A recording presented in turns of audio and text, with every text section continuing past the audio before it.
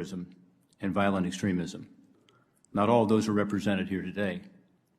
It's important to recognize the threat of all types of domestic terrorism. Interestingly, just in the last week here in the United States Senate, we have been learning more about one of those domestic terrorist threats listed by the Federal Bureau of Investigation that we won't hear about today. This is eco-terrorism. It turns out that one of the nominees from the Biden administration, nominated to run the Bureau of Land Management, had been involved in eco-terrorism, putting spikes into trees that then cause injury to loggers and others who were involved in timbering. So there are lots of kinds of terrorism. Domestic terrorists and violent extremists are not a new phenomenon, nor are the methods that are used to advance their causes. As chairman of the Permanent Subcommittee on Investigations, which is a subcommittee of this full committee, I held a hearing in July of 2016 examining foreign terrorists' use of our internet and social media platforms for radicalization and recruitment. That hearing was also aimed at understanding the threat and how the federal government was and should be addressing that threat. And we heard directly from witnesses at the Department of Homeland Security, the Federal Bureau of Investigation, and the State Department. This was a bipartisan investigation that was shocking. I'm disappointed that we will not hear testimony today from a single government official about how the federal government is addressing the domestic terrorism and violent extremism threat. Each of the witnesses at that July 2016 Permanent Subcommittee Investigations hearing highlighted the challenges we face in combating terrorism and violent extremism in the age of the Internet, including the reality that the digital environment often accelerates recruitment and radicalization efforts, and the speed with which individuals online can mobilize to violence, often referred to as the flash-to-bang effect. 5 years later, we are still seeing the same weapons being used within our own communities. And we are also increasingly seeing many domestic violent actors connecting with and learning from foreign groups and individuals. Domestic terrorists and violent extremists, inspired by a range of ideological beliefs, on the right and on the left, are increasingly using these digital platforms to spread hate and incite violence here at home. As Americans, we value our First Amendment rights, of course, including the right to express our beliefs. But nothing gives someone a right to carry out acts of violence. We must also acknowledge recent violence in the form of assaults on government, specifically law enforcement. Violent extremists from all segments of the ideological spectrum are increasingly targeting the military, law enforcement, and government personnel. I wrote a letter to the Department of Homeland Security, to the Secretary of Homeland Security, Mayorkas, in May, requesting information on what the department was doing to deter and combat these violent attacks, including on their personnel. Any attack on our nation's law enforcement or other government officials is an attack on the rule of law and on our American ideals. The safety and security of our communities has been a key priority for this committee and for me. After the Pittsburgh Tree of Life tragedy in October of 2018, I brought together leaders of faith-based groups and nonprofit entities across Ohio for a faith security conference in Columbus to discuss how to best respond to these threats. We had the Department of Homeland Security there. We had the FBI there. We talked about what could be done, and at that conference, we said that Congress can and should do more. And I redoubled our efforts here in Congress to provide communities with the resources needed to protect themselves from acts of violence. I've worked to establish and support the Department of Homeland Security's Nonprofit Security Grant Program, which allows nonprofits to apply for funds they can use to secure their facilities. Last year, our bipartisan Protecting Faith-Based and Nonprofit Organizations from Terrorism Act, with Chairman Peters, was signed into law, which authorized a record $75 million annually for 5 years for this grant program. Further, in wake of the recent violence against religious communities, I sponsored the bipartisan Pray Safe Act with Senators Hassan, who's with us today, Senator Johnson, Rounds, Peters, and Rosen, to establish a federal clearinghouse so that faith-based entities can access safety and security best practices, available federal grant programs, and training opportunities. The threats and senseless attacks on all faith-based organizations and houses of worship must stop. But in the interim, I urge my colleagues to support this important bipartisan legislation to provide that critical information. I'm pleased to see my former Ohio colleague in the U.S. House of Representatives among our witnesses today, Eric Fingerhut, and I appreciate his personal commitment to and the Jewish Federation of North America's support of the Pray Safe Act and the Nonprofit Security Grant Program. Let me be clear, there is no place for hatred or bigotry of any kind toward our fellow citizens. In confronting these challenges, we must take a holistic approach to these threats. Today's witnesses will speak to this topic. We also need to hear and learn from government witnesses who are not here today about the magnitude of the threat and how the federal government is responding to it. Only after hearing these relevant perspectives can we develop a comprehensive strategy to combat these troubling trends. I appreciate the witnesses being here today. Again, I look forward to your insights and perspectives, but most importantly, your ideas on how we can better combat terrorism and violent extremism in our country so that we can learn what more Congress can and should do to counter those threats. Thank you, Mr. Chairman. Thank you, Ranking Member Portman. And as you're well aware, this is a complex and an important issue.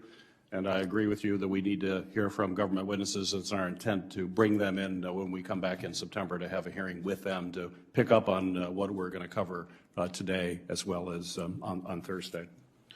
It's the practice of the Homeland Security and Government Affairs Committee to swear in witnesses. So if you will stand and raise your hand, including those on video, I'd appreciate it.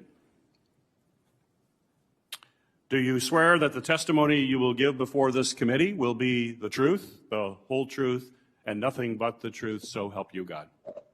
I do. I do. For the record, everybody answered affirmatively. You may be seated. Thank you. Our first witness today is Mr. Wade Henderson, who currently serves as the interim president of the Leadership Conference on Civil and Human Rights, which advocates on behalf of more than 200 national civil and human rights member organizations. The Leadership Conference's members include the Anti-Defamation League, the ACLU, the NAACP, the Arab Community Center for Economic and Social Services, and the American Jewish Community, among others. Prior to his role with the Leadership Conference, Mr. Henderson was the Washington Bureau Director of the NAACP. Welcome, Mr. Henderson. You are now recognized for your 5-minute opening statement. Good morning, Chairman Peters, Ranking Member Portman, and members of the committee. Thank you for holding this important hearing today on the federal response to domestic terrorism. Last week, the House Select Committee held its first hearing investigating the violent January 6th attack on this very institution, an attack fueled by white supremacy. We all saw a Confederate flag unfurled in the Senate chamber that day. We all saw people wearing anti-Semitic paraphernalia. And we all saw a noose constructed outside of the U.S. Capitol. It was unlike anything we have experienced since the Civil War. As we heard from Capitol and Metropolitan police officers who were on the front lines that day, the horrific consequences of the insurrection are still with us now. And for our diverse coalition, made up of more than 220 national organizations committed to the protection of civil and human rights, this violence is anything but new. For more than 400 years, Black, Brown, and Native people and other marginalized groups have borne the brunt of structural inequality, racism, and discrimination. Policies like American chattel slavery, the forced removal of Native people from their homelands, Black codes, Jim Crow segregation, redlining, lynchings, and racial discrimination have all contributed to intergenerational harm that persists today.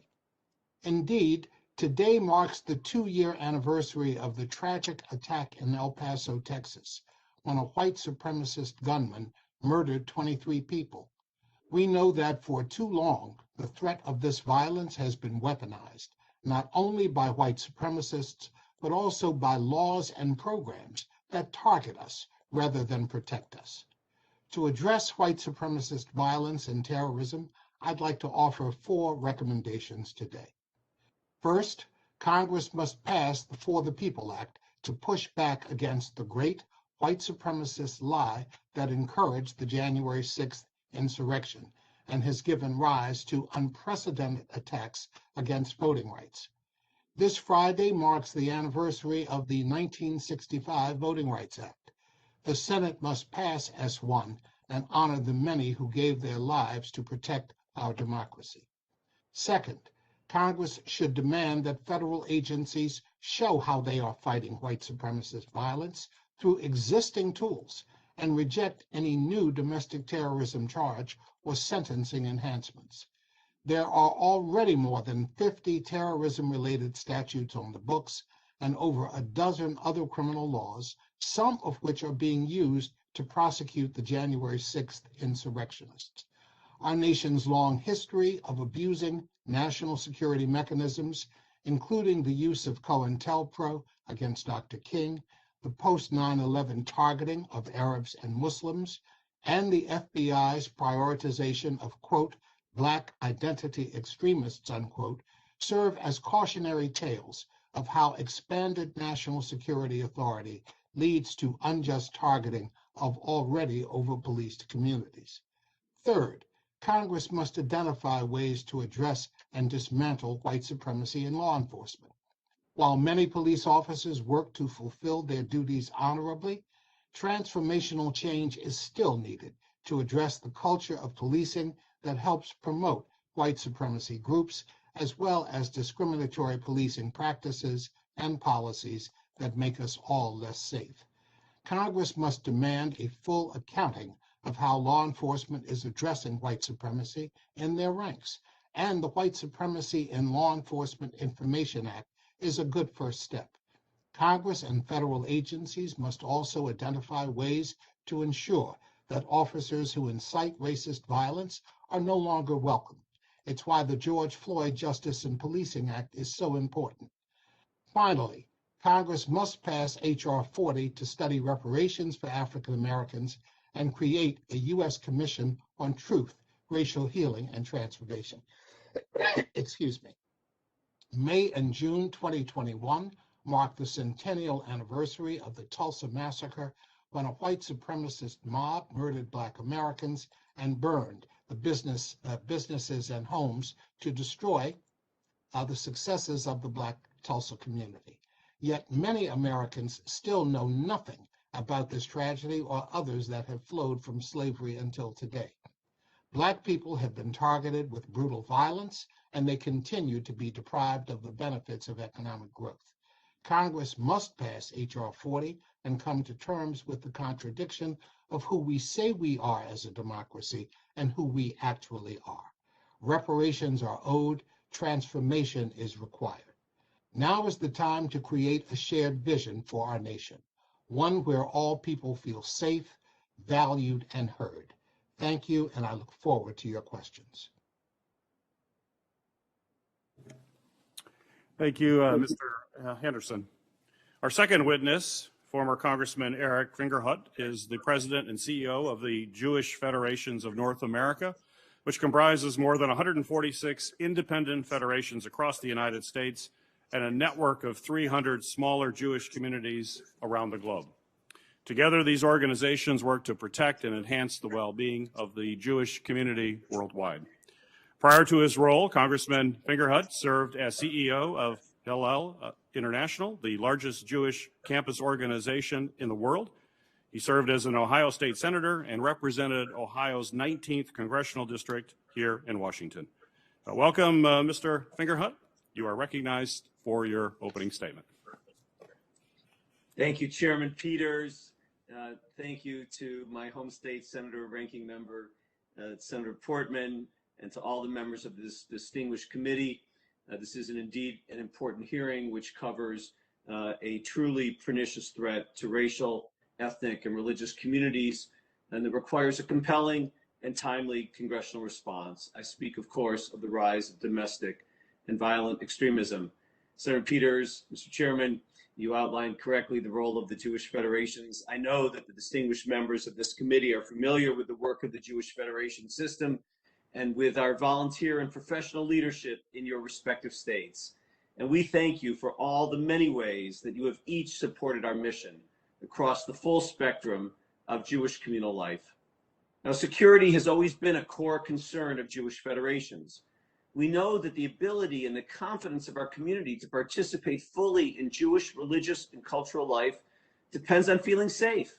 Safe to attend synagogue, safe to drop our children off at the Jewish Community Center for preschool or day camp, safe to walk down the street wearing visibly Jewish head coverings and clothing, safe to gather in groups to celebrate, to mourn, to support our brothers and sisters in the state of Israel, and to be active in the life of our communities, our campuses, and our civic associations.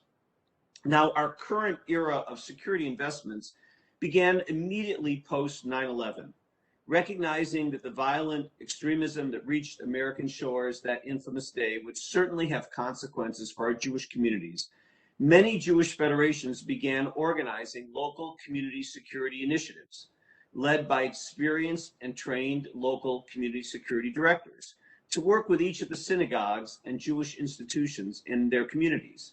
Today, roughly 45 Jewish federations have such initiatives, and are currently raising and allocating approximately $30 million in private funds to this effort, above and beyond what each school, each synagogue, Jewish community center, and social service agency must spend on its own security. And we are in the middle of an extensive national effort called Live Secure to ensure that every Jewish federation has such a system in place for its community. Now, at the national level, the Jewish Federations of North America helped create the Secure Community Network to offer the support our communities needed to establish and maintain these initiatives, as well as to provide communications links to and liaison with national law enforcement. We've been proud to work with the Department of Homeland Security since its creation to advance this work.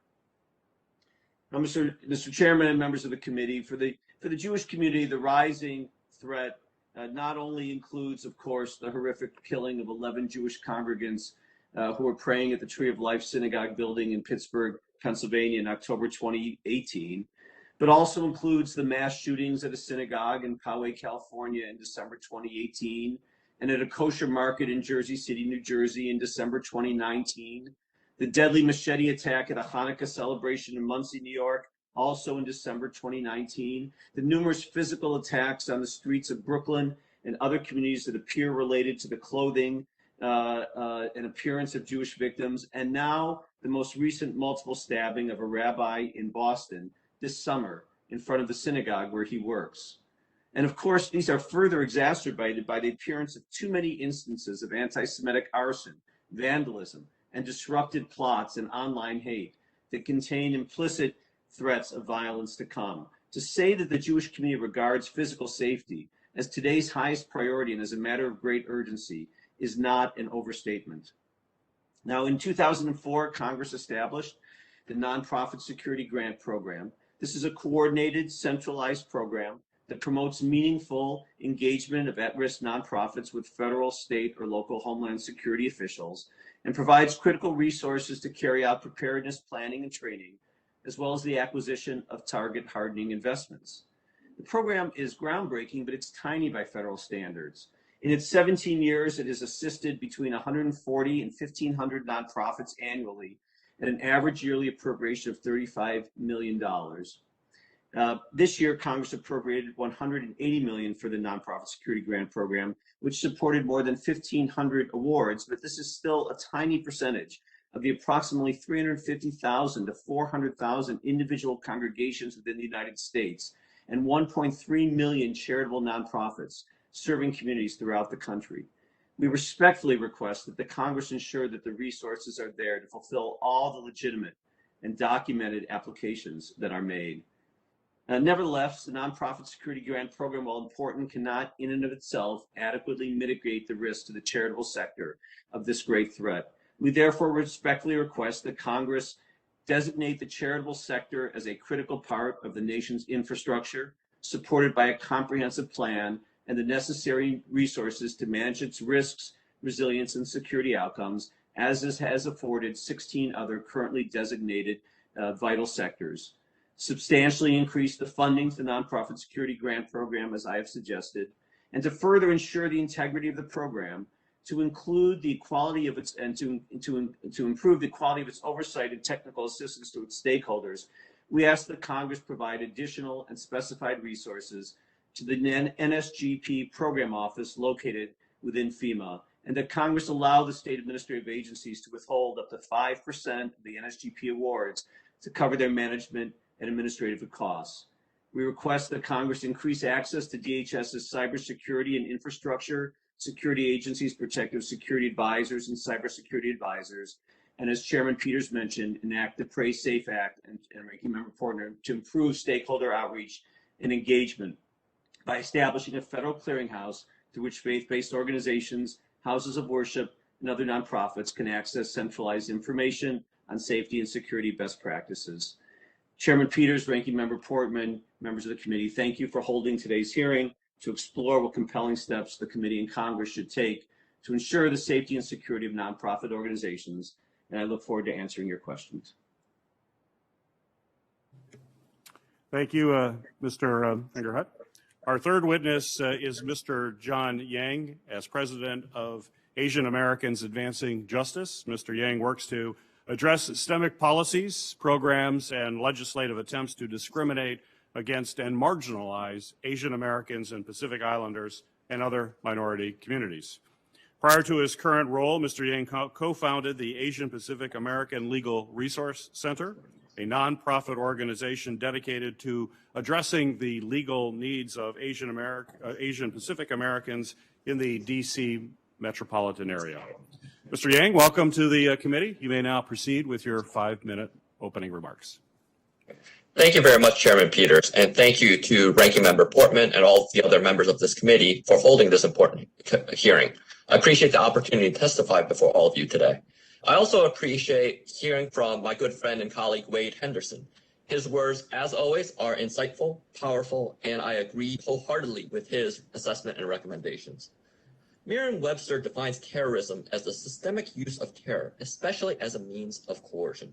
Terror, in turn, is defined as a state of intense or overwhelming fear, and violence or the threat of violence used as a weapon of intimidation or coercion. Under these definitions, the Asian American community has been living under a state of terrorism for the past 18 months, and certainly in the first 6 months of 2021. A Pew report shows that over 60%, or approximately 60% of Asian adults have heard people express racist or racially insensitive views about people who are Asian than it was before COVID-19. A similar Ipsos survey in 2020 showed that over 60% of Asian Americans witnessed someone blaming Asian Americans for COVID-19. In the course of talking to the Asian American community, whether at community events, through employee resource groups at companies or government agencies, or just in casual conversations, some difficult themes have emerged. In these discussions, individuals have described how they have feared for their elders' safety, as well as that of their children and themselves.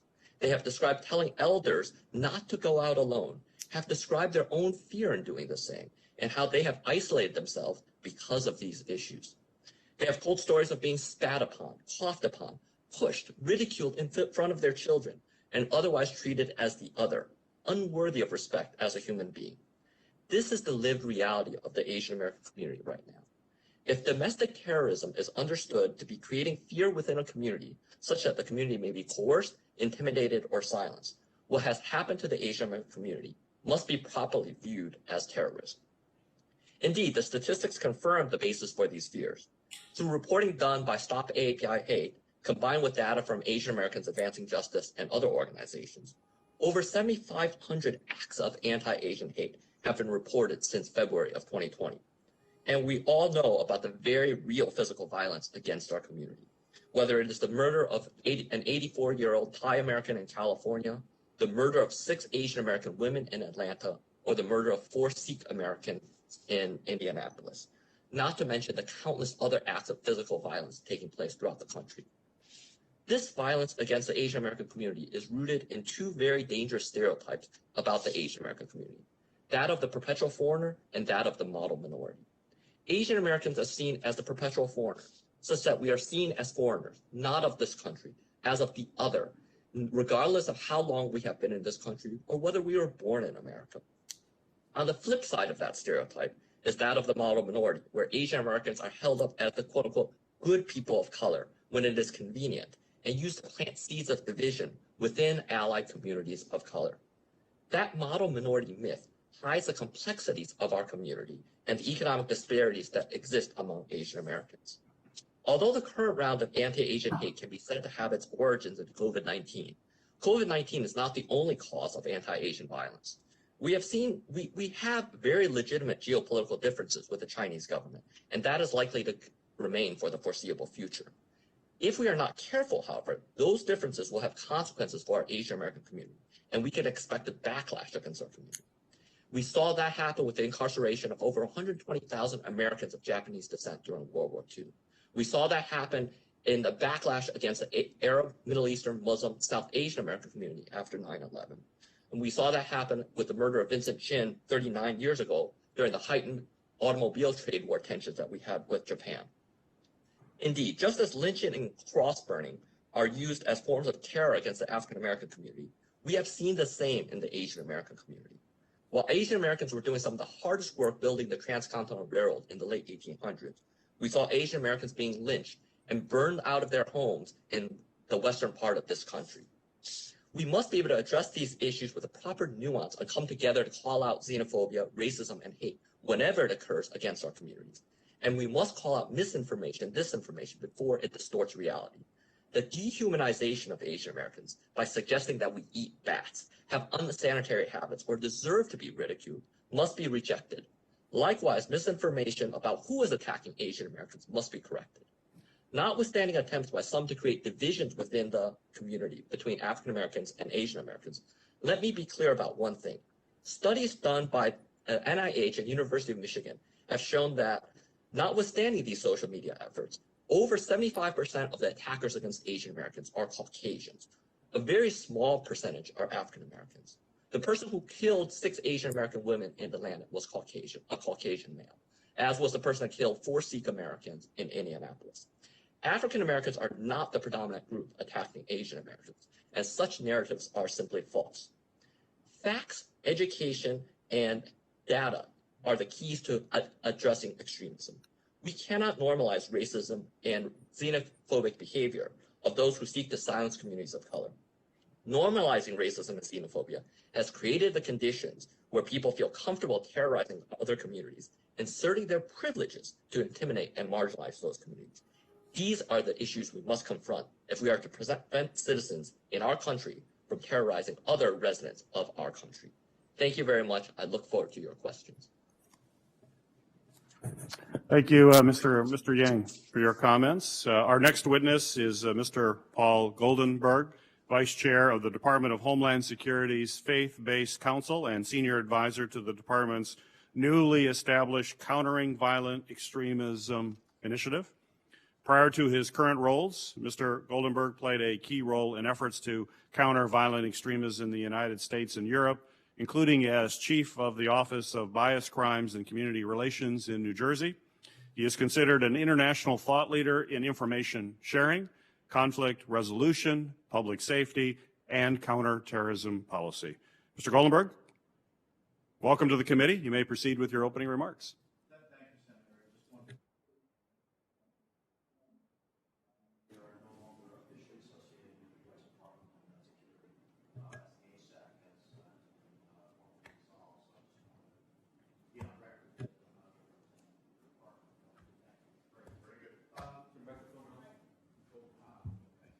Is it on now? Is the mic on now? Yes. Doesn't appear to be. It's on now? Okay, thank you. Good morning, ladies and gentlemen. My name is Paul Goldenberg, and I am here today as a senior fellow with the Rutgers University Miller Center for Community Resilience and Protection. And as I just stated, I most recently served as a senior advisor to the United States Department of Homeland Security, where there I was a member of the Secretary's Advisory Council. And while in that capacity, I did in fact head several initiatives focused on domestic and international terrorism, such as the Countering Violent Extremism Subcommittee, the Foreign Fighter Task Force, and yes, more recently had the honor and privilege of serving alongside United States Marine Corps General John Allen, retired, where we together co-chaired the subcommittee for the prevention of targeted violence against faith-based communities. Before that, I did command the nation's first ever state office dedicated to the investigation and prosecution of bias crimes and domestic terrorism, situated in New Jersey. I'm very proud and honored to be here today speaking with your committee on these topics, and I sincerely applaud you, chairmen, members of your steadfast commitment and unwavering support to address these serious matters impacting our nation's national security. Look, in framing my testimony, I think it's important to look first beyond America's borders. Across Europe, many houses of worship are surrounded by elite military units standing guard with automatic weaponry, reinforced by heavy armored personnel carriers. Guard towers augment the once stately and welcoming entryways. Flower beds have been swapped for barbed wire, all at a cost of hundreds of millions of euros, and producing a dreadful, unbelievable impact on the psyche of Europe's people. You see, Europe has become America's canary in a mine. In my work with Rutgers, along with former New Jersey Attorney General John Farmer, we traveled across Europe where we met with victims, painstakingly following the stories of those who suffered horrific attacks on their communities and houses of worship. Right here in the United States, as part of our work with the HSAC subcommittee, we had the sobering and humbling experience of meeting members of communities who had directly experienced the terror and violence, many of which were themselves victims of targeted attacks. Without exception, as these communities worked through their grief, they were so eager and committed to helping the members of our subcommittee with our work. You see, the adverse impact that violent extremists and domestic terrorists, including those inspired by white supremacist ideologies, are having on vulnerable communities are difficult to overstate. From Oak Creek, Wisconsin, to Whitefish, Montana, from Southern California to Sutherland, Texas, from Minneapolis to Pittsburgh, targeted violent attacks against vulnerable communities and the institutions they represent have struck at the very core of American freedoms. Standing out not just for the escalating death toll, but for the cruelty of wounding and killing people at their most vulnerable, while assembled in their houses of worship for prayer. What was once unthinkable has become almost anticipated. The increasing influence of white supremacist, separatist, radical right, left extremist ideologies and inspiring acts of domestic terror and targeted violence is moreover not a matter of political opinion, but a demonstrable fact. Most attacks are committed primarily by lone attackers as opposed to organized cells or through a system of cells. There are, however, a lot of similarities to the attacks once perpetrated by ISIS, jihadists, white and black separatist groups, and other extremists. They're acting very much alike. These bad actors are radicalized and freely communicate as a part of a wide-ranging movement. The social media platforms and individuals that frequent and govern these sites have implemented a comprehensive transnational outlook, very much like ISIS inspired and connected with their potential radicals across the globe. While supremacist and similar violent extremist groups now share manifestos, conspiracy theorists, hate literature, and are connecting daily with like-minded persons online, beyond the conventional social media platforms, white supremacists and other violent extremists are using lesser-known platforms as well as encrypted channels. Their tactics is to exploit the openness of the instrumentalities of freedom, in this case, social media and the internet, to destroy freedom itself, in this case, the foundational freedom of religious conscience. They know that this is our Achilles heel. In fact, very much so, our Achilles heel. The primary inspiration behind many of these targeted attacks is to force us to not merely question our fundamental safety and security as a nation, as well as our ability to protect ourselves, our neighborhoods, and our families, but to challenge our behaviors. You see, success in the eyes of these domestic violent extremists and international terrorists comes when we depart from our daily routines, our way of living, and even spiritual and political beliefs. Violent extremists understand the power of fear, and they're getting pretty good at it. As anti-Asian, racist, anti-Semitic attacks proliferate, we need to consider the fact that no racial or religious group is being singled out just exclusively, although some are disproportionately targeted.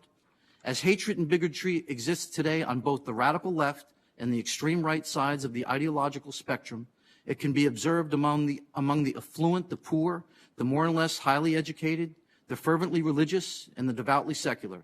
And it's sometimes expressed crudely, other times in the language of sophisticated and supposed academically correct. Turning the problem to solutions. In closing, how do we work with American law enforcement to provide them with the needed tools to address this challenge? Notwithstanding the existing framework, gaps do exist in law enforcement as they have been hampered in addressing the rise of white supremacist and other domestic-related attacks by the inability to classify such attacks as acts of domestic terror. The absence of that category has led law enforcement to treat attacks committed by violent extremists at times as isolated, unconnected incidents. It has also rendered of extremely limited value the uniform crime reporting and other reporting mechanisms which may record similar events differently. In the absence of the ability to label white supremacists and other like-minded extremist groups as acts of domestic terrorism, I had been informed by state and local law enforcement that they have been unable to avail themselves of resources dedicated to countering these types of terrorism incidents, such as additional personnel, training, and essential technologies that are supported by federal grant programs. I've come to learn that the goal of violent extremists is often not just to cause loss of life, more perilously, it's to wear us down, and that it's begun to do, psychologically, emotionally, and spiritually, causing our endurance, our determination, and moral to decay and ultimately disappear. As attacks perpetrated from these extremists and other similar separatist groups grow in number, we should be concerned that an adverse public reaction may generate something that these bad actors could never have achieved on their own. In closing, it's about educating lay leaders, community leaders, staff, administrators, teachers, and by more effectively working with our nation's law enforcement community.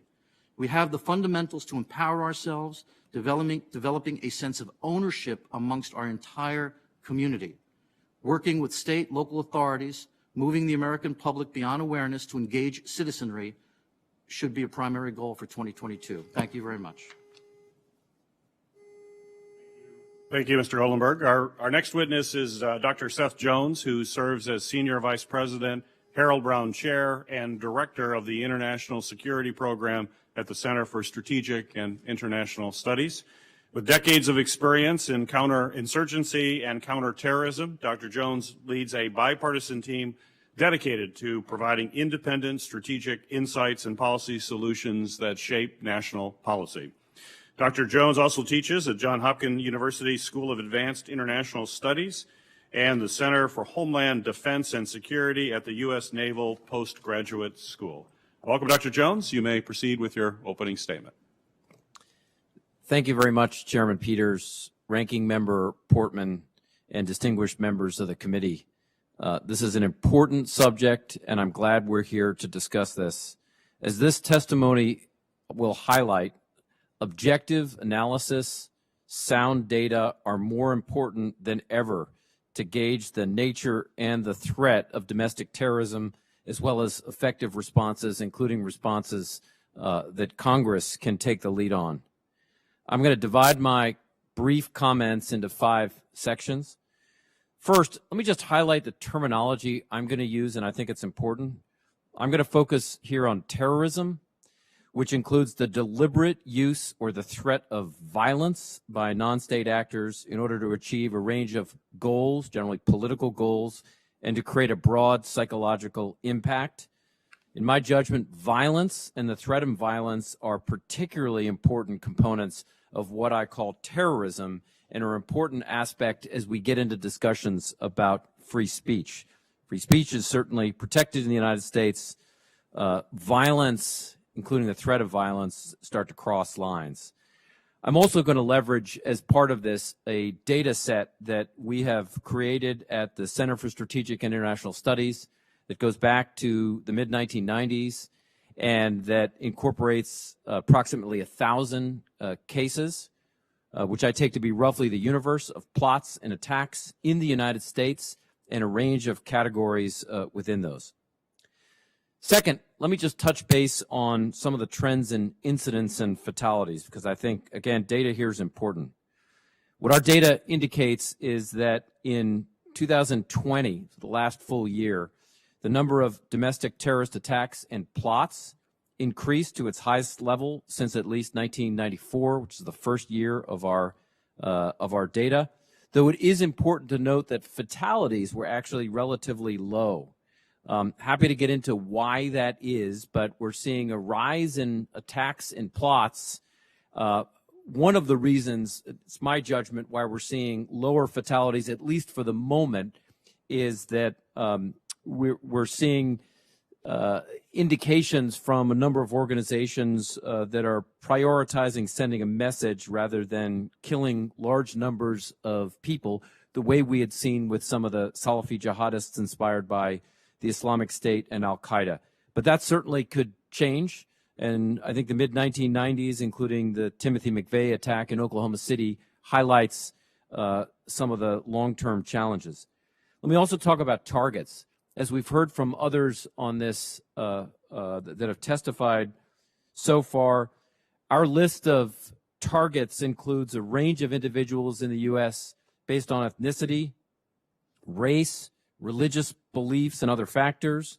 We've seen individuals based on the fact that they're Jewish and the targeting of synagogues, Asian Americans, African Americans, Latino Americans, and others, including based on their political persuasion, so highlighting the polarization of politics, that they've all been targeted. I would also highlight that our data shows that the highest numbers of individuals in 2020 targeted were those in the military, police, and within the government, a notable increase. And I would also highlight that we're seeing individuals target the military, police, and the government from all sides of the ideological spectrum, from anti-fascists and anarchists to those that are white supremacists and anti-government. So again, focus from all sides of the political spectrum. Touching briefly on the fourth area, tactics and weapons, we see a number of explosives and incendiaries used. You've seen vehicles, but in terms of lethal and fatal attacks, the highest numbers, generally by far, both between that 1994 and 2020 period, 66% of those fatalities from domestic terrorism were caused by firearms. 73% of fatalities from domestic terrorism between 2015 and 2020 were also caused by firearms. Let me just finish. This is the fifth area. My written testimony includes a number of issues worth considering from a congressional standpoint, and we've also heard a number of comments from those that have testified so far. But let me highlight one issue with which the chairman mentioned in his opening remarks, and that is, I think the federal government has to be much more transparent about the state of domestic terrorism. That includes data that the FBI, the Department of Homeland Security, and to some degree also the National Counterterrorism, we have to be more transparent as a federal government, including at the state and local level, in key trends. Numbers of attacks and plots, fatalities, targets, tactics used. I find the level of transparency troubling within the government, different in many ways from what we see from our partners overseas. British intelligence, including MI5, have generally been quite transparent about trends. The Germans have been quite transparent, including the Ministry of Interior. And when I was in the U.S. government, in the Department of Defense, we were very transparent when I was there about the significant acts, which included terrorism in Afghanistan and Iraq. We are not there at this point, and I think this is an important component that you've already pushed and need to continue. So with that, I will hold my remarks, and I look forward to the questions. Thank you. Well, thank you, Dr. Jones, for your testimony. Mr. Henderson, You represent over 200 civil rights organizations, including ACLU, the NAACP, Access, ADL. So that means you and your members are basically at the forefront of the horrible and deadly reality that the threat of domestic terrorism presents from white supremacist, anti-government groups, conspiracy theorists, and the list of violent extremists that are operating in our country. My question to you, sir, is, in your view, how has this threat evolved for your members over the last few years? Thank you for the question, Mr. Chairman. This issue of domestic terrorism, hate crime, violence, call it what you will, has been a significant problem throughout the history of the African American experience and many other communities, as I mentioned in my formal testimony, that have been marginalized in American society throughout the time of their presence in this country.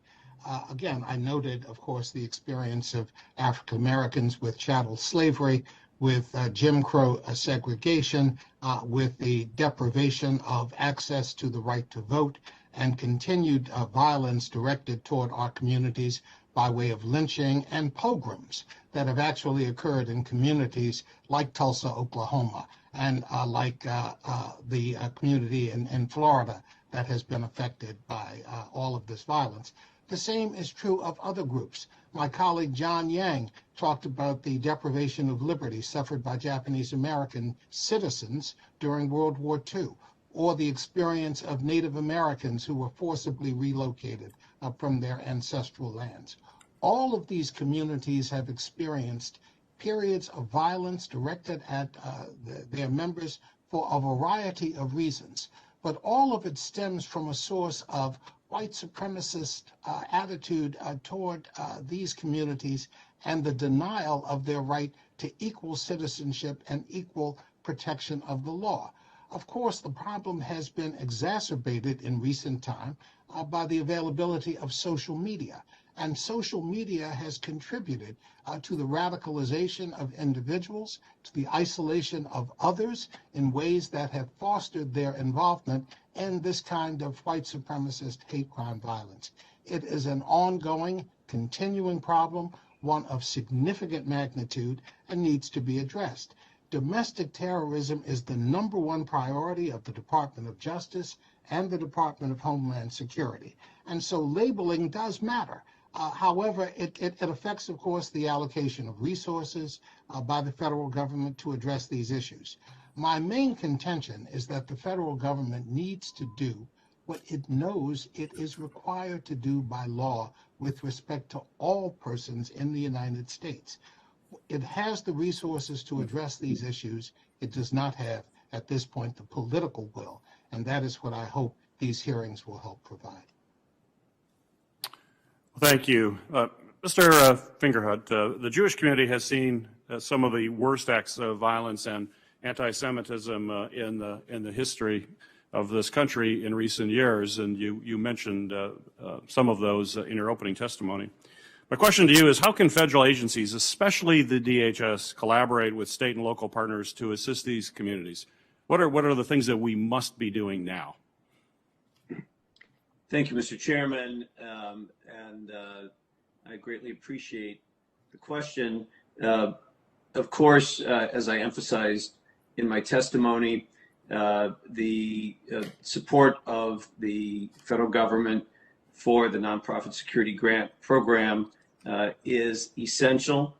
And critically, sir, it is, and members of the committee, it is not only an increase in funding, but it is as well the support for the agencies that administer those programs at the federal and at the state levels, and the commitment for the technical support for all of the faith-based and nonprofit institutions that are eligible to apply for them. These are, by necessity, somewhat technical in nature, and we do our very best through our Jewish Federation system and with our other religious and ethnic communal partners to educate all of the faith-based and nonprofit institutions about method and the technical details of the applications, it nevertheless remains an important responsibility of DHS and of the FBI to assist these communities. As I mentioned in my testimony, the Secure Community Network, which is an organization that we started together with a conference of presidents of major Jewish organizations in the 2004 post 9/11 era, is in direct and regular contact with the Department of Homeland Security and is prepared to assist them in that effort. Secondly, as I also indicated in my testimony, Mr. Chairman, it is important that the faith-based and nonprofit community be designated as a critical infrastructure, as have 16 other sectors of our community of the nation's economy and communal infrastructure, so as to require the Department of Homeland Security and the other federal law enforcement agencies to create a comprehensive approach to working with the faith-based and nonprofit communities. As you, Mr. Chairman, members of the committee well know, in our society, the way American society is structured, the partnership between government and the nonprofit and faith-based sectors in the delivery of core and essential human services, as well as education and communal activities of all kinds, is an essential partnership. And recognizing that critical infrastructure, as we just evidenced during the pandemic, the partnership between the federal government and the nonprofit and the faith-based communities were essential to carrying our communities through the COVID pandemic. And it will be so as well as we tackle the domestic extremism issues. In addition, finally, I'd repeat the comment I made about increasing access to DHS's cybersecurity and infrastructure security agencies, protective security advisors, and cybersecurity advisors to assist the nonprofits that navigating the grant opportunities. Again, the Secure Community Network would be our representative and also works with other of the faith-based and religious communities in that effort. Well, thank you. Thank you for the detailed answer. Ranking Member Portman, you're now recognized for your questions. Thank you, Mr. Chairman, and thanks to all the witnesses for the information you provided, which was very helpful. Mr. Yang, I liked what you said, which is we need more facts, information, and data. And I think that's absolutely true. And we've heard today some data from some of our witnesses that is very concerning. Mr. Jones, can you discuss some of the data that you have compiled? And one thing I thought was interesting, you said that there are more attacks on military and police, I think you said law enforcement, than any other group. Can you tell us whether that's historically true, or is that just true in 2020? I thought you had some interesting data about other attacks, saying that threats and attacks are the worst they have been since 1994. But with regard to the information you provided us today, which is new to me, that the highest number of attacks have been on law enforcement, is that historically accurate, or is that just a recent development? Excellent question. In response to your question about the targeting of government, military, and police, it is primarily a recent phenomenon. Government, military, and police have been targeted historically in the U.S. at various points. We certainly saw that in the mid-1990s in Timothy McVeigh's targeting of the Murray Building in Oklahoma City. But in terms of the number of attacks, we've seen amongst the highest levels in terms of attack target in 2020. So that is a recent phenomenon. And again, as I mentioned, we're seeing the perpetrators from all sides of the political spectrum, anarchists, anti-fascists, and others as well. Yeah. Thank you. And I appreciate that. And I appreciate the concise answer, because we don't have much time here and there's lots of information I want to get out. Mr. Goldenberg, you talked a lot about your work and the factors contributing to the persistent threat of domestic terrorism and violent extremism. Can you talk a little about what you see as some of the common threads of domestic radicalization? And you've obviously got experience both at the state level and at the federal level through the Department of Homeland Security.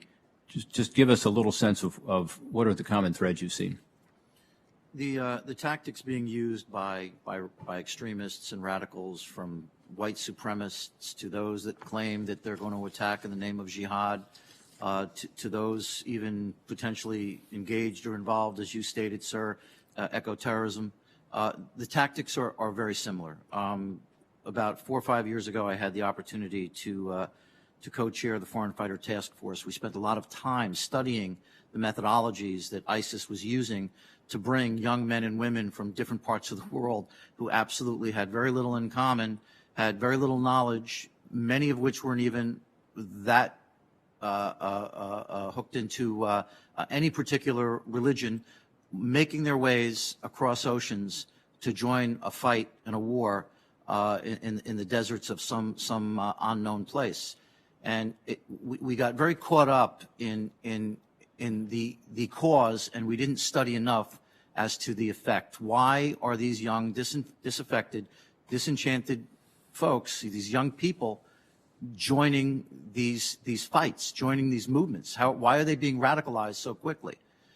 And social media, it was all done. 95% of it, I may not be exact, of the radicalization was done through very effective, very savvy social media marketing campaigns. Yeah, I think that we talked about the investigation we did here, the Permanent Subcommittee, which was a bipartisan look at why, and so much of it came down to the digital side, both in terms of organization and creating this motivation with white supremacists. I think the same is true from everything we know. And then on the actual attacks themselves, the ability to organize quickly, and the flash and bang effect we talked about earlier. So that, I mean, getting into the digital issues is really important. These platforms have created a bigger problem, clearly. Is that your understanding?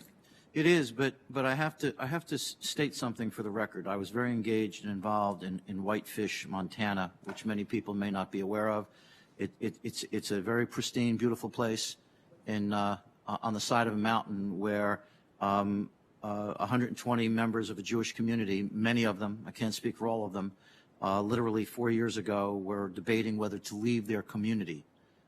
They were terrified. They were petrified because they were being attacked and trolled and threatened online from some very dangerous people. Some of these websites that were calling for attacks on this small Jewish community. In fact, the common denominator of these websites is the fact that members of those sites were involved in over 100 to 120 murders around the world, including Breivik, including several other major incidents here. Why am I bringing up Whitefish? Because as horrific, as horrible as these threats were perceived, people were terrified. It was, in my mind, a domestic terrorism incident, and it was very difficult to get any agency to even investigate it. And I'm not criticizing the agencies. I'm not criticizing the federal agencies or the local law enforcement agencies. They couldn't investigate it because they didn't have the probable cause to go ahead and open up an investigation, even though we had members of a community ready to leave their houses in terror, and we couldn't even get a criminal investigation initiated because we didn't have the laws or the mandates to work on it.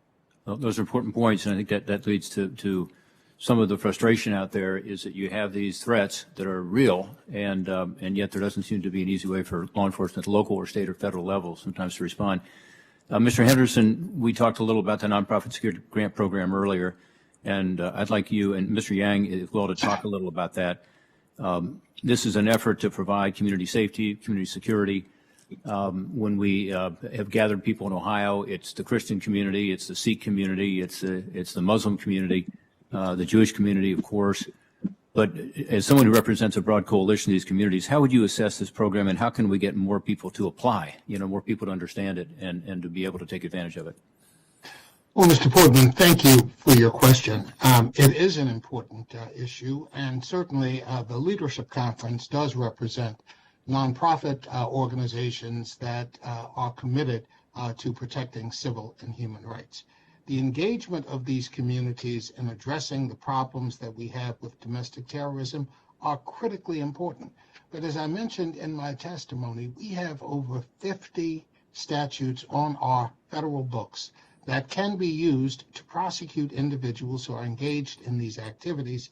I alluded to the fact that those who are charged today with some of the violence directly related to the January 6th insurrection are being prosecuted based on these provisions.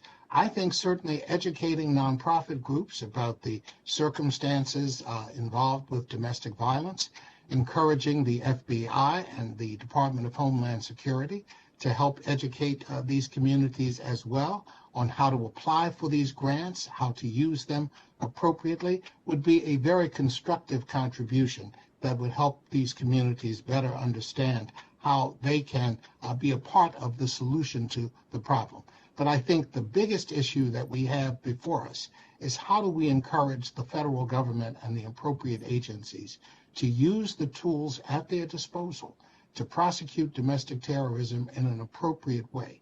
That does include, of course, educating individuals on the use, or rather communities, on the use of these nonprofit grant programs.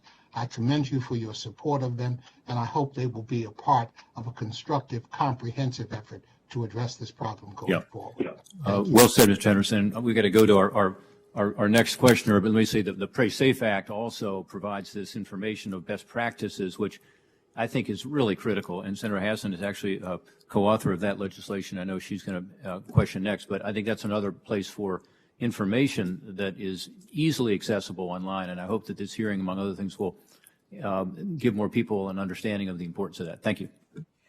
Well, thank you, Senator Portman. I want to thank you and Chairman Peters for holding this hearing. I certainly want to thank all of our witnesses, not only for being here today, but for the work that you do.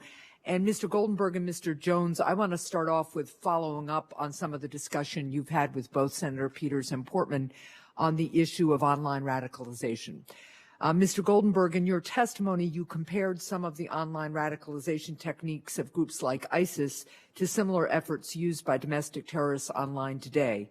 So, again, just adding to what you were talking about just now, in your view, are there lessons learned from combating ISIS's online radicalization efforts that can be applied to combating domestic terrorism threats?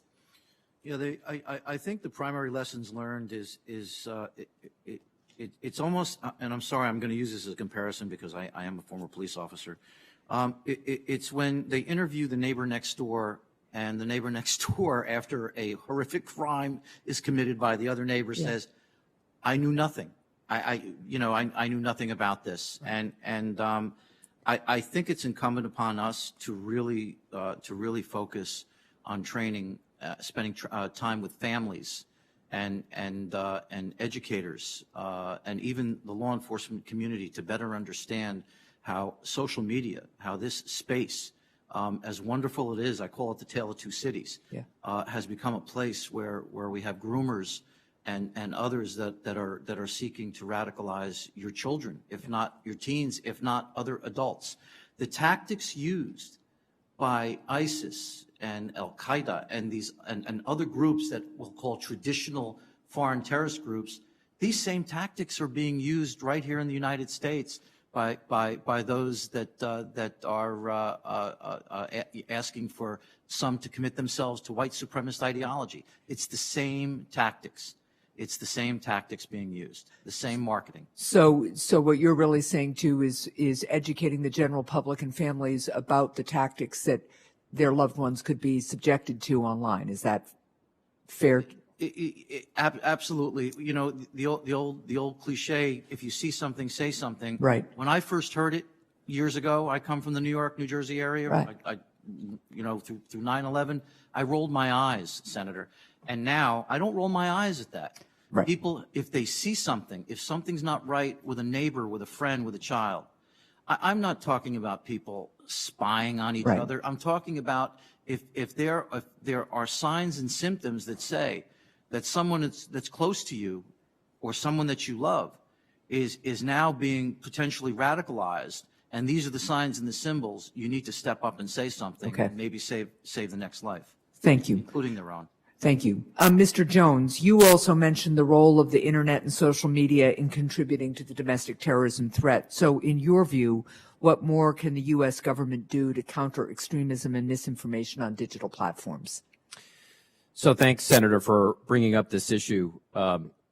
Two comments along these lines. One is, I should point out at the beginning, just to state the obvious, that a range of individuals and organizations involved in domestic terrorism are on multiple types of digital platforms, not just the big ones. Right. However, some of the large platforms like Facebook and Twitter and YouTube they're capable of reaching larger numbers of individuals.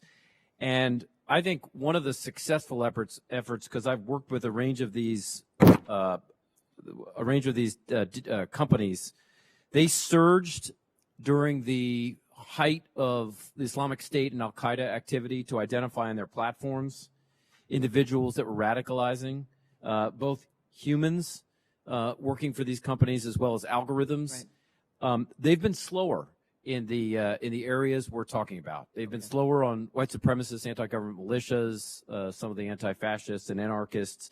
They've been slower to devote the resources, the individual expertise. I think they've started to move a little bit faster, but I would say more pressure on these companies. And again, I'm not talking about free speech here. I'm talking about violence. Right. Taking down Facebook pages that are inciting people to violence. Right. And I think, in that sense, a number of European governments are ahead of the U.S. in along these lines. So I think that's one issue. And it is also worth highlighting that a range of these domestic organizations are learning. So they now know what they can get away with and what they can't. So this is a constant process of rejiggering algorithms and educating those that are analyzing digital platforms. What are the word choices they're using to instigate? But I think continual pressure on these companies is critical, and that includes holding hearings so that with senior officials from those companies, so that they're held accountable. Thank you. I want to follow up with you on another issue now. I previously co-sponsored legislation to establish a commission that would review the information sharing process for both international and domestic terrorism. I was pleased to see that the first pillar of the Biden administration's new national strategy for countering domestic terrorism includes a goal to improve information sharing. Mr. Jones, in your view, what specific steps can the federal government take to improve sharing terrorism threat information with state and local partners, including information regarding domestic terrorism? Well, look, I think there is an important role. The National Counterterrorism Center has increasingly, and I think this is important to recognize that we talk about domestic terrorism, including here, but there is a lot of overlap between domestic and international terrorism. So I think the National Counterterrorism needs to continue at the federal level to also focus on this interplay between domestic and international terrorism. I also think then that there's an important relationship between the National Counterterrorism Center and the JTTFs, the Joint Terrorism Task Forces, and the fusion centers that they can share information. So the FBI LEGATS oversees the legal attachés, and those that are embedded in JTTFs as well as the National Counterterrorism Center. I think there is an important need to continue to push information from the federal level down to the state and local level and ease a little bit these walls between international and domestic. I think NCTC has been far too conservative in defining terms. Thank you very much. I am running out of time, so I'm going to submit my last two questions for the record, but I just wanted to thank Senator Portman for his partnership on the Pray Safe Act. And Mr. Fingerhut, I will be submitting two questions for the record to you about the importance of having a clearinghouse for faith-based organizations and houses of worship about best practices, as well as just trying to get your comments on ways we can continue to work with the nonprofit and faith-based community on the nonprofit security grant program so that they are better able to access these grants, and perhaps we can streamline the application process for them. So thank you all so much for your expertise and for sharing it with us this morning. And I see that the chair is back, so I'm going to hand the gavel back to him.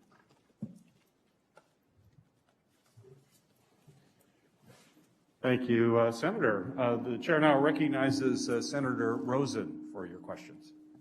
Thank you. That was a swift move between Senator Hassan, and thank you, Chair Peters, for recognizing me. And really, I want to thank you and Ranking Member Portman for holding this important hearing. As co-chair of the first ever Senate Bipartisan Task Force for Combating Anti-Semitism, I am pleased to have this hearing, and I want to welcome my friend Eric Fingerhut from the Jewish Federations of North America and thank him for being with us today.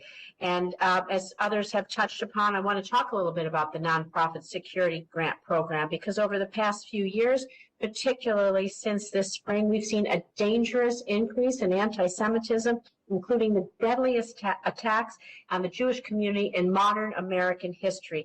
Just 3 years ago, of course, we had the Tree of Life Synagogue in Pittsburgh, and in May 2021 alone, the ADL recorded 251 anti-Semitic incidences, a 115% jump from the same period last year. And those are just what's reported. We know many things go unreported.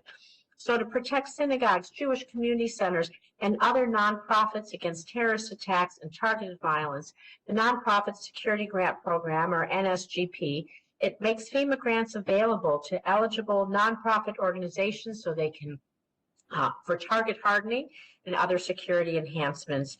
And so despite the alarming rise in anti-Semitism, NGSP fulfilled less than half of the applications that it received for grants this year, far outstripping the $180 million appropriated by Congress in fiscal year 2021. And so, Mr. Fingerhut, I just really want to thank you for speaking to the importance of doubling the NSGP funding from $180 million to $360 million in your opening statement.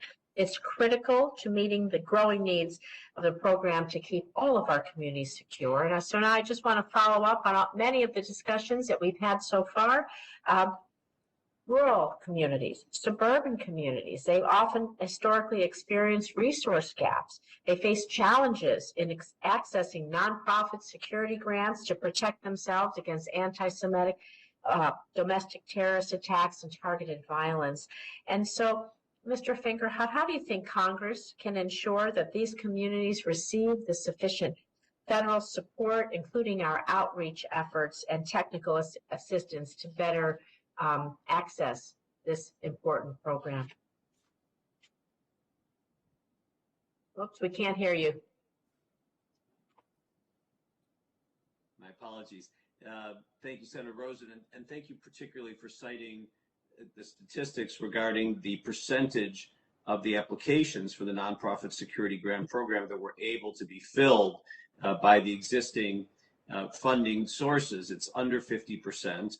And I think we just have to be honest and say that it's not that institutions are not aware of the need to take extraordinary measures now to secure their facilities. Regretfully, I think all faith-based institutions and nonprofit institutions in our country are becoming aware of the threats that they face, and particularly, regrettably, I must say it's true of the Jewish community, which for 23 straight years has experienced the largest percentage of hate crimes, according to FBI statistics, of any religious based group. But it's now the knowledge and the skill and the ability to fulfill the technical requirements of the applications. And so I'll just again mention a couple of quick things that I've previously mentioned, and I'd be more than happy to follow up with the committee and with your office for details. First of all, it is time that as part of the Nonprofit Security Grant Program, that we not only have a sufficient level of funding consistent over time, but that we also allocate sufficient resources to FEMA and to the state-based institutional partners who administer these grants to assist them in developing the expertise to working with the nonprofit communities. They haven't received the resources for them to be able to be in that position of expertise. Thank you. And as I've also mentioned, and I really can't emphasize enough, I do believe that it's time, we do believe that it's time for the Congress to designate the nonprofit and the faith-based sectors as critical infrastructure to this country with respect to domestic violence, which would trigger the development of comprehensive strategic plans by Department of Homeland Security, by federal law enforcement, FBI, and others. Senator, you know better than anyone, as a former synagogue president yourself, how critical our faith-based institutions are to the delivery of communal services in our great country. This is the freest, safest country in the history of the Jewish people, but regrettably, as you said, in the last 20 years, we've experienced dramatic rises in violent extremism and actual attacks, and we need to fill in the gaps. Thank you. I'd like, in the short time I have left, I'd like to talk about the links between domestic terrorism, anti-Semitism, and anti-AAPI hate. The recent rise in anti-Semitism, of course, closely correlated with the spread of domestic extremist ideologies, neo-Nazis, the organization of this base. It's driven by ideological trafficking and conspiracies against Jewish control of society. The QAnon movement is out there. And I welcome the administration's recent joint comprehensive threat assessment on domestic violent extremism, but I'm disappointed that the report did not account for the nexus between anti-Semitism and violent extremism. So this question to Mr. Goldenberg and Mr. Yang, can you describe the connection between domestic violent extremist ideologies and anti-Semitism, motivation, tax system recruitment? And Mr. Yang, of course, we have those same issues happening right now with anti-AAPI conspiracy theories and domestic extremism. So I know maybe I'll have to take them off the record because I see my time is expiring, but I will submit them to both of you. I really want to hear what you have to say. We need to be a no place for hate society, and we have to stand together in this fight. So I don't know who's after me, Mr. Chair, but I guess I'll take my answers off the record. Senator Rosa, if you'd like more time, you can take more time. We're waiting for another member to appear. Well, that's great. Well, I please. guess you can answer because we're waiting for another senator to come either online or in the room. So I guess Mr. Goldenberg and then Mr. Yang, please. Okay. Yeah, there is an absolute common denominator between the violent extremists on the right and the violent extremists on the left. And that common denominator, unfortunately, for some of these groups is their apparent hatred of the Jewish people. We have seen online, we have studied some of the rhetoric and the chatter, and in many cases they may not agree with each other theoretically, politically, or any other which way, but when it comes to their hatred of the Jewish people, they use the same anti-Semitic rhetoric, the books, the elders. I can mention a half a dozen different the protocols of Zion. They actually share this information with each other. So if they completely disagree, sometimes even violently with each other on many other issues, at the core, it's anti-Semitism that unfortunately does bring them together. Thank you for that disturbing answer. And Mr. Yang, can you talk a little bit about the connection of these anti-AAPI conspiracy theories and domestic violence that we've seen, particularly on the rise during COVID? Absolutely, and thank you for that. I think one common denominator that we haven't talked about, both with respect to anti-Semitism and anti-Asian American hate, is this climate of fear. This notion that we are living in fear, we have to blame someone for the fear. Here, it's with respect to COVID-19 as it applies to the Asian American community. And what we are seeing is misinformation, disinformation about the origins of COVID-19, if you will, the fact that Asian Americans eat bats or that Asian Americans are unsanitary. And that is why COVID-19 is here in the United States. One of the first physical attacks against an Asian American down in Texas was by a person against a father with two very little kids. And at the same time, he is saying, you guys are the reason that COVID-19 is here. So what we need to do is make sure we don't sow those seeds of fear. And that's incumbent on all of us as leaders to use the right words. That's not going to do the trick alone, but to make sure that we are not part of the problem in creating that climate of fear, that somehow we have to fear Chinese people or fear the Asian countries. That's what we've seen also in the Jewish American community, as you know, is that fear is what drives some of the extremism that we've seen. So those are a distinct element that I would want to name right now.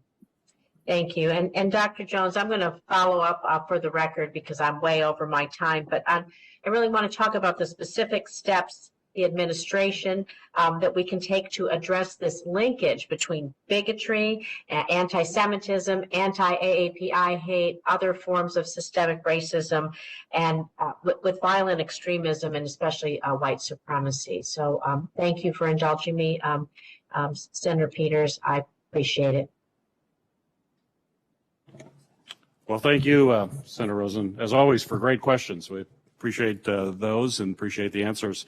Mr. Yang, you've talked quite a bit today about the increased violence against Asian Americans, and we've had discussions related to social media and how that is really just say furthering some of these attacks in communities across the country. I would like you to talk a little bit specifically with the Asian Americans as to how social media and misinformation related to COVID-19 has particularly had a significant impact on your community and what we should be doing about it. Thank you very much for that question. There's a couple of things. Number one is, with respect to that misinformation, that actually caused an effect on the Asian American community with respect to COVID-19 before any other community, before anything else. Even before we had the first case of COVID-19 here in the United States, Asian Americans were being discriminated against, especially in their businesses, because about this misinformation about the hygiene of Asian American businesses, about sort of, the cause of COVID-19 and how Asian Americans might be special carriers of that.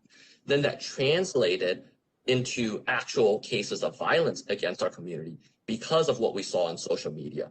The number of times that we saw that picture of a fake picture of an Asian American eating a bat that caused so many attacks against our community. Before this hearing, I took a quick look at the statistics with respect to anti-Asian attacks against our community from our own website. I've recorded very quickly over a dozen cases in which, while that person was attacking an Asian American, they were talking about Asian Americans eating bats. And so that disinformation is part of the issue that we need to address, right? And I do agree that it is both digital literacy, as I would call it, with respect to people that are consuming that information, as well as content moderation with respect to the platforms that are allowing those pieces to proliferate. But again, I would also go to the source, which is, who is it that is causing that or seeding that racism, seeding that extremism? Because those are also the groups, the individuals that we need to address head on. Thank you, Mr. Goldenberg. As a former vice chair of DHS's Faith-Based Advisory Security Council, you made a number of recommendations regarding how the department should address the rise of violence in faith-based communities. My question for you today, though, is given where we are today, what do you think is the most important action that the Department of Homeland Security must take? I think it's ownership. The department is vast. We all know several 100,000 good individuals are over there. And the initiative really needs to have ownership, someone at a very senior level that could transverse across all the various divisions and departments and offices that really focuses on this issue. And I have to agree wholeheartedly with Eric Fingerhut, whom I know for several years, that this should be considered a part of critical infrastructure. If our houses of worship are not critical infrastructure, I'm not sure what is. And as I said before, it has definitely become an Achilles heel.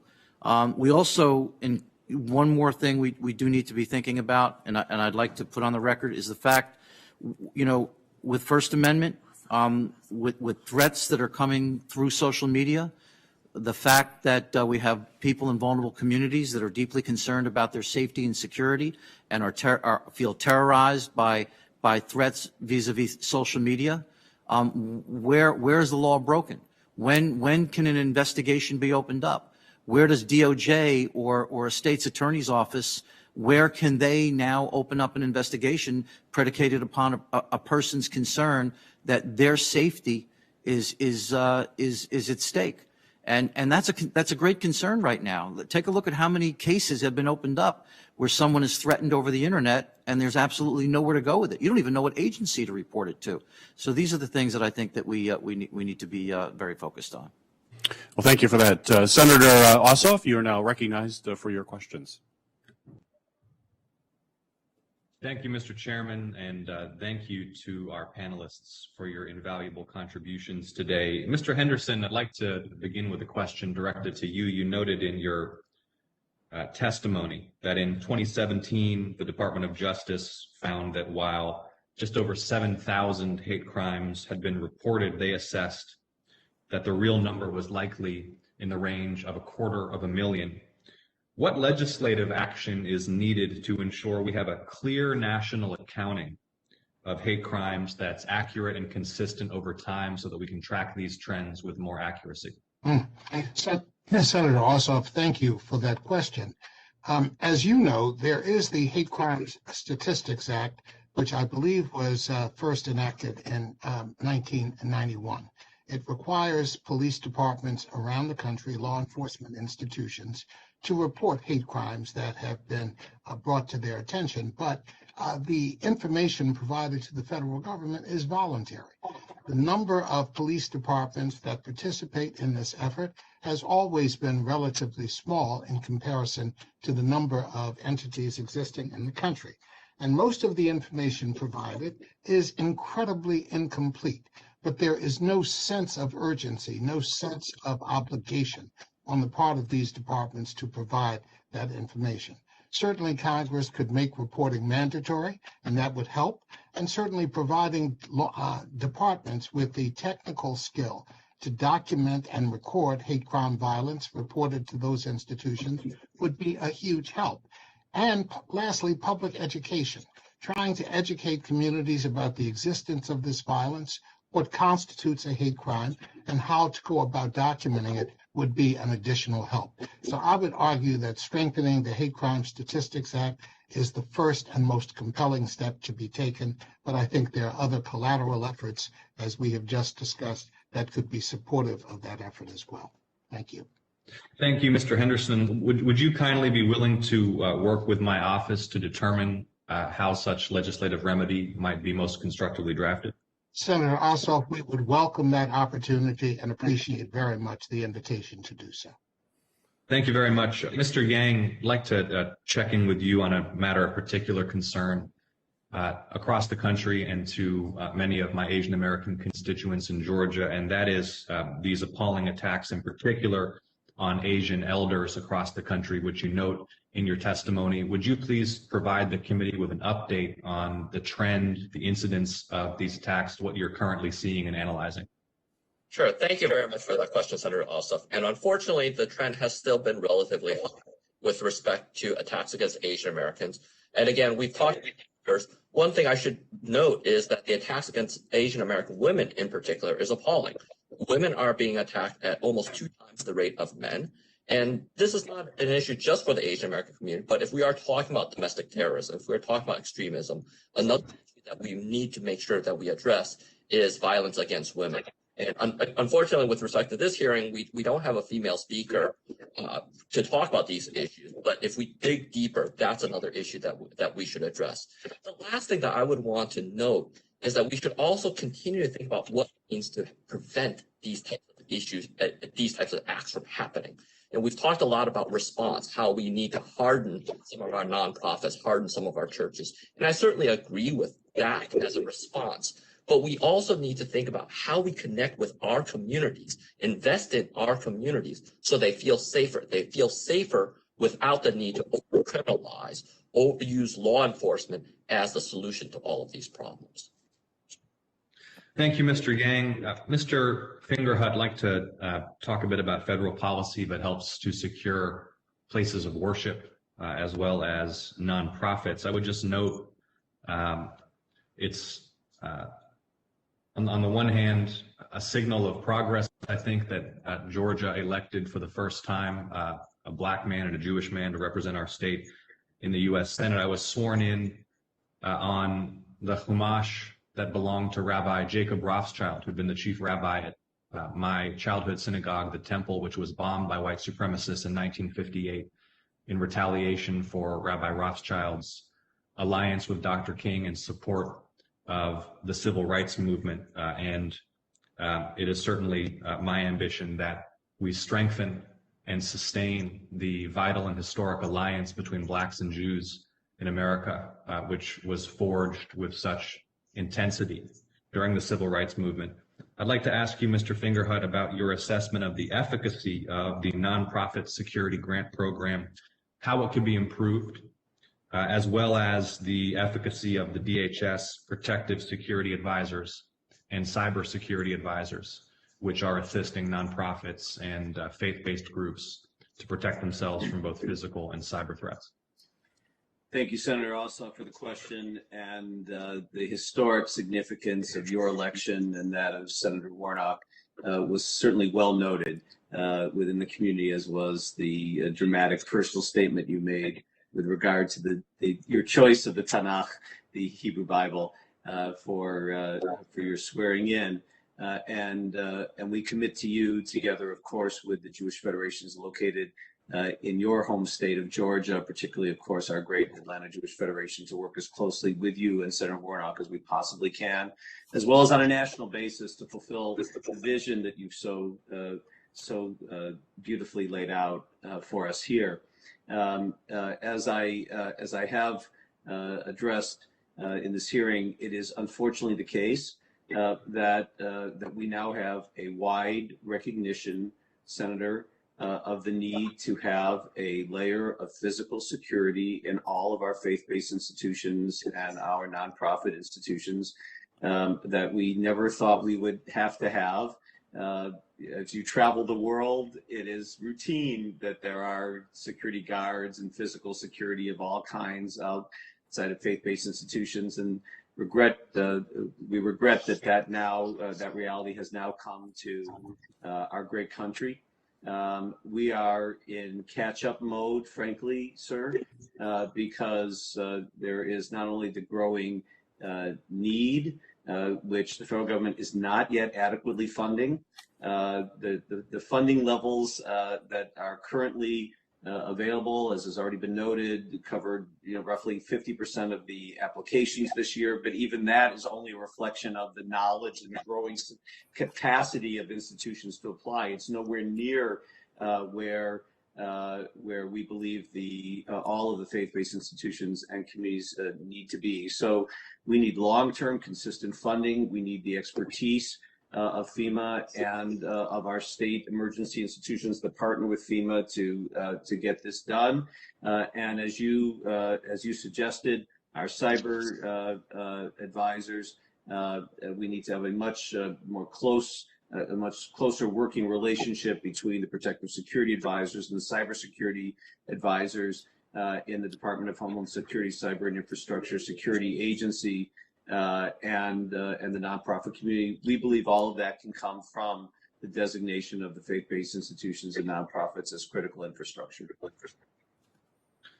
Thank you, Mr. Fingerhut. With the chairman's indulgence, just one more question for Mr. Goldenberg. You noted in your testimony some of the parallels with Europe, this increase in sectarianism, tribalism that we're seeing in European and North American societies right now. As we all strive to build a society and a world where the dignity and the human rights and the human value of each individual is sacred and protected regardless of our race, our creed, our ethnicity, our faith.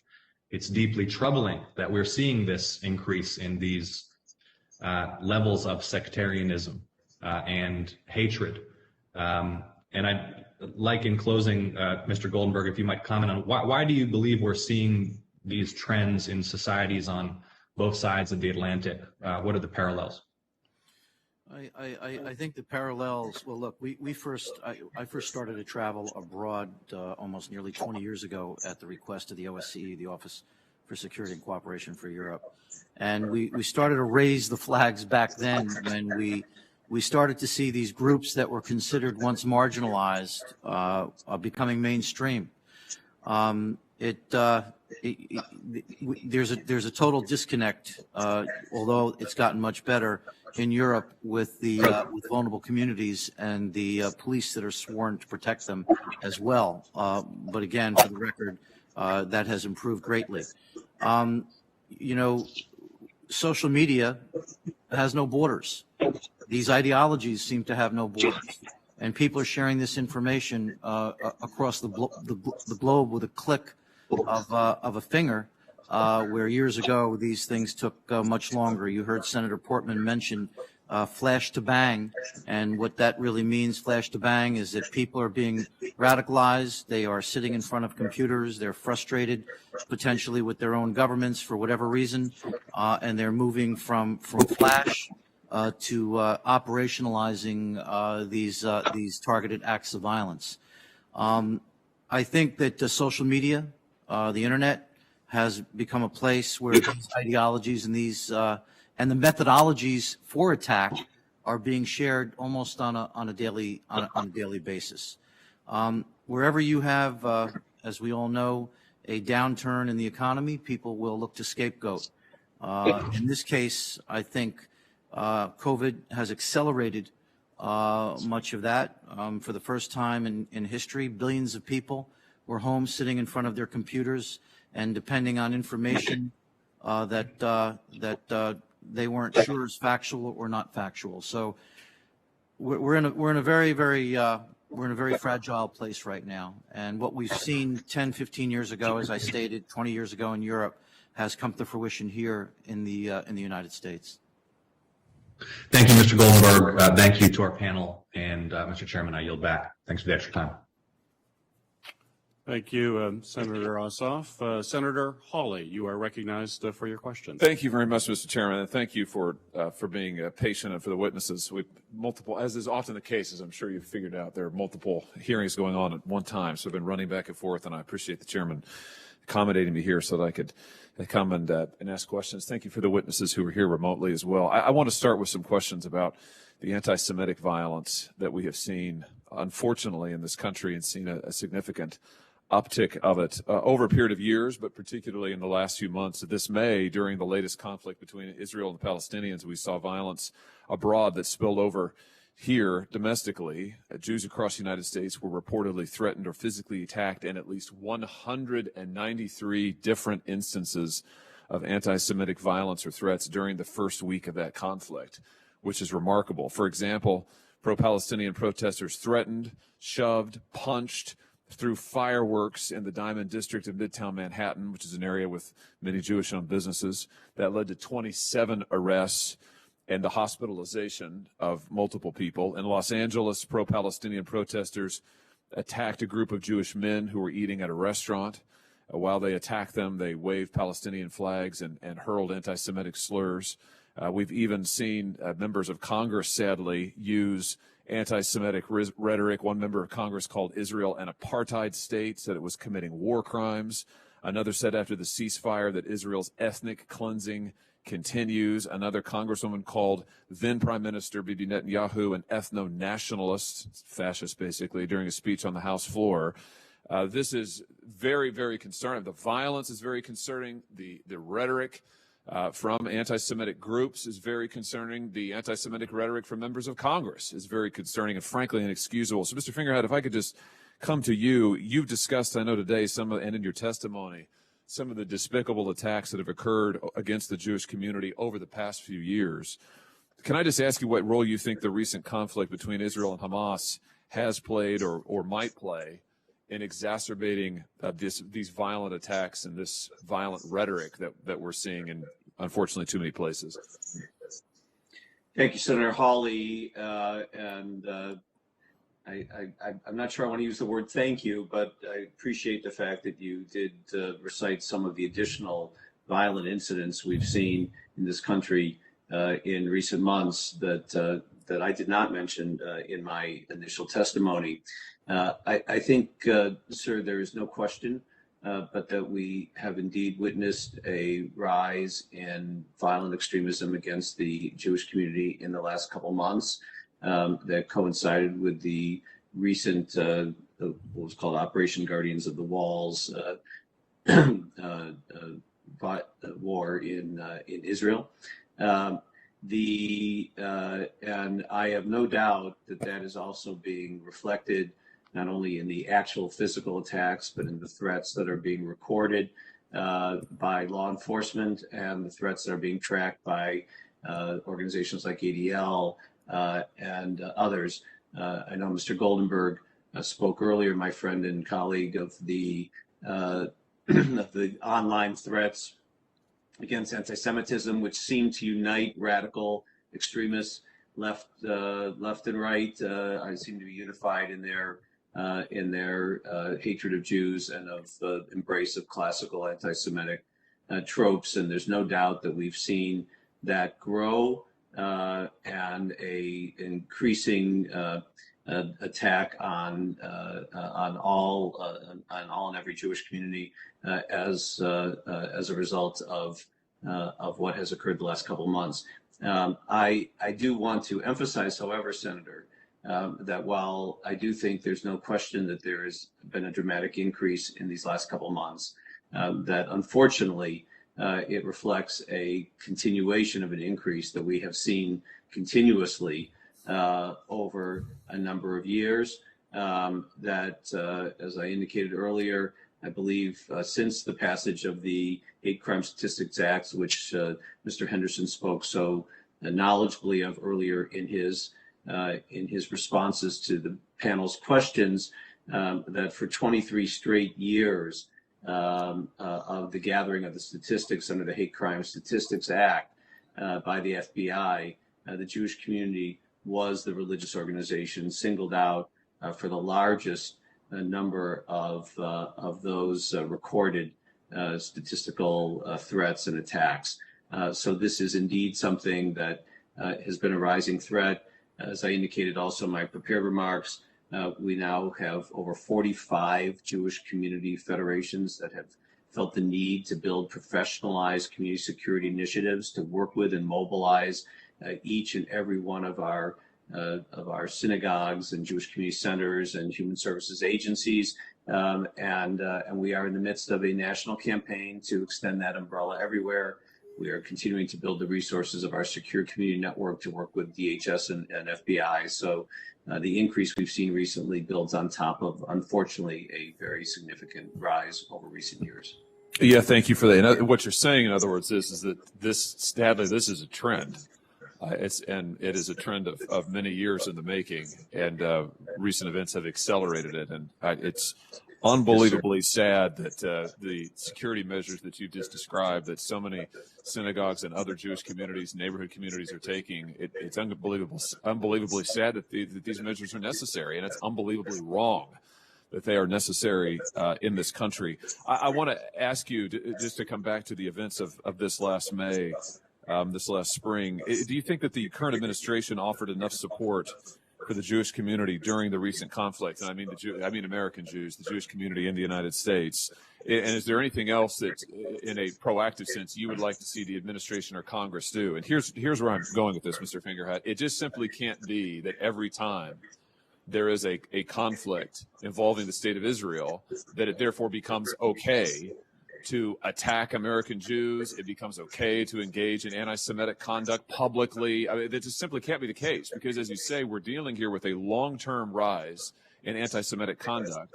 And the idea that, oh, well, we'll just say that it's anti-Israel and therefore it's okay. I mean, that we cannot possibly condone that as a way to see further, to excuse further violence, further rhetoric. So what more can Congress and the administration do?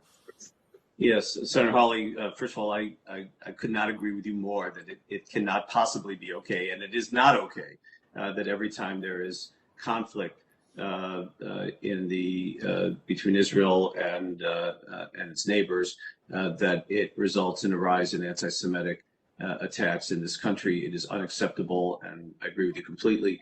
You asked two different questions. The first was you asked about the response of the President Biden and Biden administration. I will say that they did speak out forcefully with regard to the increase in anti-Semitism that came about during this most recent conflict. I want to thank Mr. Henderson, Mr. Yang, and all the other civil rights organizations that joined in a forceful statement letter to President Biden. I believe over 180 organizations spoke out together at that time to the president, to the Biden administration, and the president personally responded within 24 hours to that letter. I also want to acknowledge the recent nomination of Professor Deborah Lipstadt as the special envoy for anti-Semitism, something that had been long sought by the Jewish community and that we hope the Senate will take up expeditiously. I want to acknowledge as well, also again with Mr. Yang, we were proud to support together with the Asian American Pacific Islander community and the Leadership Conference the No Hate Act, which recently passed, which will enhance the crime and statistics. So as to your second question, Senator Hawley, with what regard to what more Congress can do, I believe we've covered it to some extent, but I know that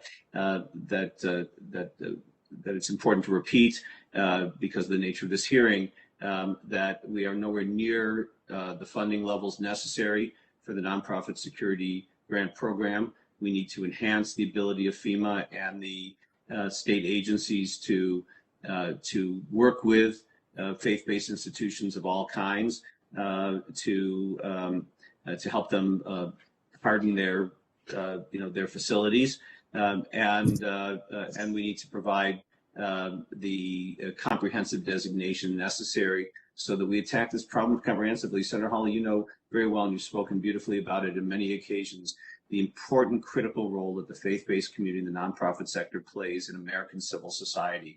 We are partners with government in every respect in delivering human services and caring for our community, in providing the emotional and educational well-being of our community. During the recent COVID pandemic, we partnered effectively with this Congress repeatedly on various funding and other strategic measures to make sure that resources got to the nonprofit and faith-based communities to secure their ability to continue to serve their communities during this terrible time. And now we need to do the same thing in a much more comprehensive way on the issue of domestic terrorism. Thank you very much for that testimony. And Mr. Chairman, I'll say in conclusion, again, thank you, Mr. Chairman, for your generosity here. But I just wanted to say in conclusion that I think it's vital that we are clear that anti-Semitism in any guise, whether it's from the right or whether it's from the left, whatever its excuse is wrong. And as a person of faith, I just want to say, taking a stand on my faith, that it is wrong. It is morally wrong. And there should be and can be no excuse for it, whether it's wrapped up in a policy excuse or something else. But we've got to be absolutely crystal clear about that. Thank you, Mr. Chairman. Thank you, Senator Hawley. And I'd like to thank everyone for participating in today's hearing, and I'd certainly like to say a special thanks to our witnesses for joining us today and providing their unique perspective and expertise on what is clearly a very complex issue. Our witnesses today have provided us with insight into the current domestic terrorism threat that we face. We have heard compelling details about the real-world impact that domestic terrorism and violent extremism have on our communities, and how related hateful rhetoric and misinformation are readily amplified by social media platforms.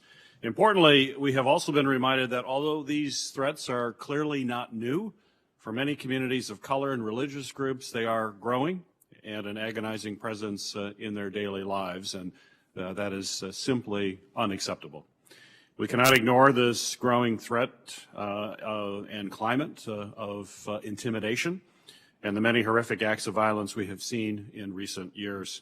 Too many families and communities have been shattered by extremist attacks, and the federal government must urgently focus its efforts to combat the domestic terrorism threat and prevent future tragedies. On Thursday, I will convene a second hearing with additional experts, including former administration officials, to examine what reforms are needed to ensure the government's resources and personnel are adequately aligned to address this deadly threat. In testimony before Congress, several of our national security officials have called domestic terrorism, and in particular white supremacist violence, the greatest threat to our homeland security. As chairman of this committee, I'll work along with my colleagues to ensure that these words are followed by concrete actions to actually tackle this threat with the seriousness that it warrants.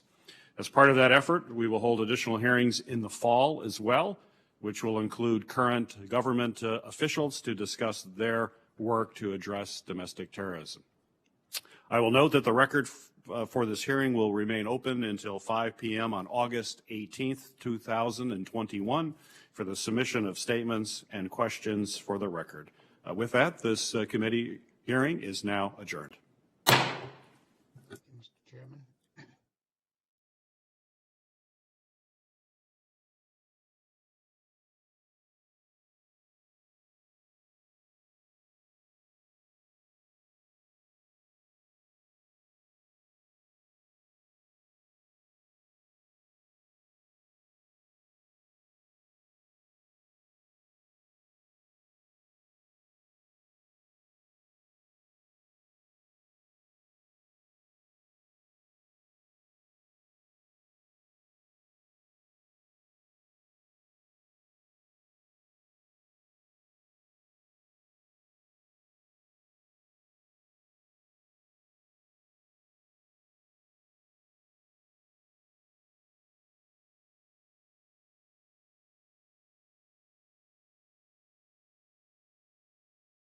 Welcome to Wireless Freedom,